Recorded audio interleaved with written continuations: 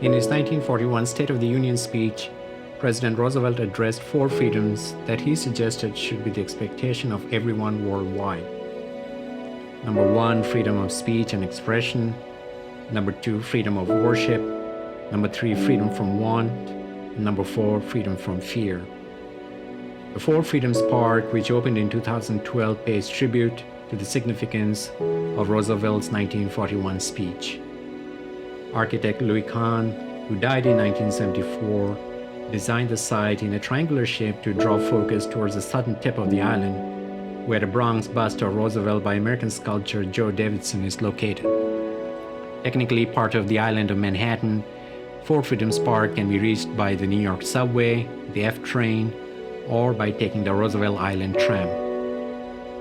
Hello, my name is Pramit Mitra, and I live on Roosevelt Island.